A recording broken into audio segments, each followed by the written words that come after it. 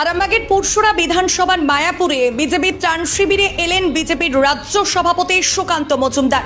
বন্যা দুর্গত মানুষজনের হাতে ত্রিপল ও খাদ্য সামগ্রী তুলে দিলেন। বাংলায় একমাত্র রাজ্য যারা কেন্দ্রীয় ত্রাণ তহবিল থেকে বঞ্চিত।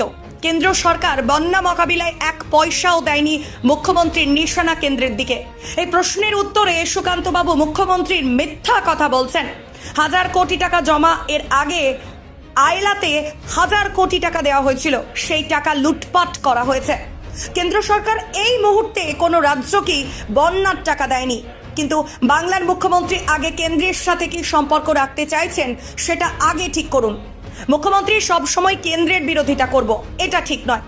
বিজেপির বিরোধিতা করুন, এটা মেনে নেব, কিন্তু ভারত সরকারের বিরোধিতা করব, এটা মেনে নেব না। ভারত সরকারের বিরোধিতা করা এটা দেশপ্রেমিকের কাজ নয়।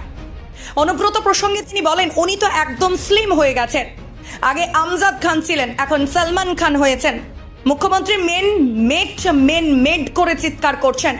তিনি 1 বছর বা 2 বছরে ম্যানমেড আটকানোর জন্য কি করেছেন আগে তিনি সেটা জবাব দিন। এখনো পর্যন্ত তিনি কোনো খতিয়ান তুলে ধরতে পারেননি। বাঁধ মেরামতি নিয়ে তিনি বলেন, গোটা পশ্চিমবঙ্গে কোথাও বাঁধ মেরামত করা হয়নি। উনি সব মিথ্যা কথা বলছেন।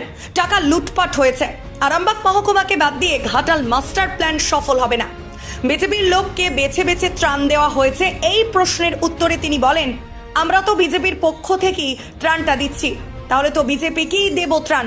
পুরসুরা বিধানসভার মায়াপুরে দলীয় অফিসে একজন আরামবাগের বিশিষ্ট শিল্পী বাসুদেবদের হাতে বিজেপি দলীয় পতাকা তুলে দেন। এই বিষয়ে কি কি জানা যাচ্ছে বিস্তারিত রইল আপনাদের জন্য, দেখতে থাকুন নিউজ বাংলা দিশা।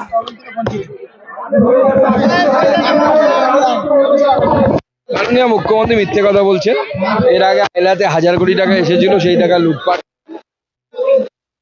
এই মুহূর্তে কোন রাজ্যকে বন্যার ত্রাণে টাকা, কিন্তু বাংলার মুখ্যমন্ত্রী আগে কেন্দ্রের সাথে সম্পর্কটা কি রাখতে চায় সেটাকে ঠিক করুক।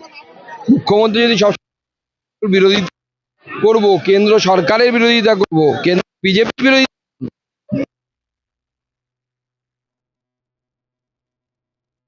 লোকের কাজ না, তাদের কাজ না।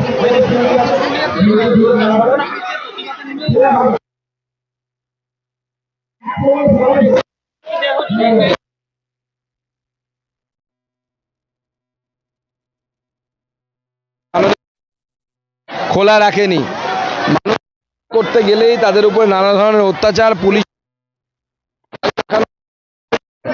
সেই থ্রেট কালচার গোটা পশ্চিমবঙ্গ জুড়ে চলছে।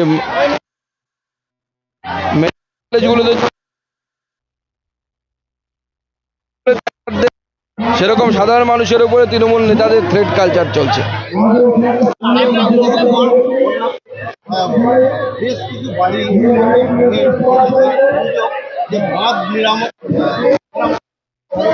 না, গোটা পশ্চিমবঙ্গ জুড়ে কোথাও বাঁধ মেরামত হয়নি।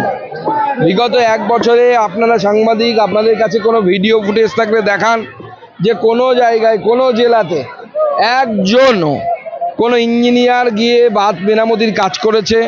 মাননীয় মুখ্যমন্ত্রী 1 বছর আগে বলেছিলেন ম্যানমেড বন্যা, 1 বছর পরেও বলছেন ম্যানমেড বন্যা, কিন্তু এই ম্যানমেড বন্যা আটকানোর জন্য বিগত 1 বছরে মাননীয় মুখ্যমন্ত্রী কি করেছেন এখনো পর্যন্ত তার কোনো খতিয়ান মাননীয় মুখ্যমন্ত্রী তুলে ধরতে পারেনি।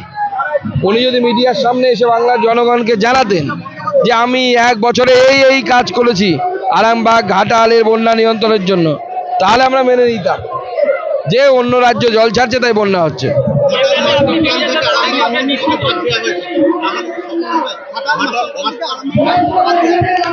দেখুন, আরামবাগ মহকুমাকে বাদ দিয়ে তো ঘাটাল মাস্টার প্ল্যান সফল হবে বলে তো আমার মনে হয় না। তাহলে যেই কার সেই থাকবে, আবার জল গিয়ে ঢুকে যাবে। বিক্ষোভের কোনো বিষয় হয়নি। কিছু লোক ত্রাণ পেয়েছিল, কিছু লোক ত্রাণ পায়নি, তাদের নামের লিস্ট হয়েছে। ওরা ভেবেছে এরা তৃণমূলের কেউ মন্ত্রী এসছে, সেই জন্য ওরা ভেবেছিল। তারপর যখন জেনেছে না বিজেপি এসছে, তখন তারা বুঝতে পেরেছে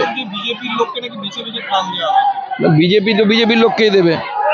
আমরা তো সরকার নই, বিজেপি তো বিজেপির লোককেই দেবে।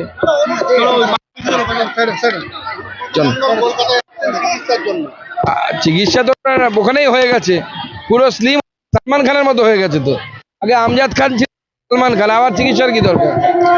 মালতী মাতা হাইস্কিং মিল আপনাদের জন্য নিয়ে এসেছে সম্পূর্ণ ঘরোয়া পদ্ধতিতে চাতালে শুকিয়ে তৈরি কৃষ্ণভোগ মিনিকেট, ডহর, বাঁশকাঠি, মহারাজা জিরাকাঠি ও দুধেশ্বরীর মতো উন্নত কোয়ালিটির চাল। মালতী মাতা হাইস্কিং মিলে প্রোপাইটার পবন নন্দী ও জীবন নন্দী। ঠিকানা সুপারা, চাদুর, আরামবাগ, হুগলি। যোগাযোগ নম্বর 7432074210 অথবা 8972452835। আরামবাগ মতিলাল টেলিশপ ও স্যামসাং সার্ভিস সেন্টার, অনলাইন বা যে কোনো দোকানের থেকে সস্তা। আপনাদের সকলের প্রিয় মতিলাল মোবাইল, তাই আজই আসুন। পুরানো মোবাইল সারানোর চেয়ে বেশি দামে এক্সচেঞ্জ, 0% ইন্টারেস্টে, 0 ডাউন পেমেন্ট, 0 কস্টে মোবাইল ফাইন্যান্সের সুবিধা। আমাদের ঠিকানা পুরাতন বাজার, আরামবাগ হেডপোস্ট অফিসের বিপরীতে, আরামবাগ, হুগলি। আমাদের যোগাযোগ নাম্বার 7001304430।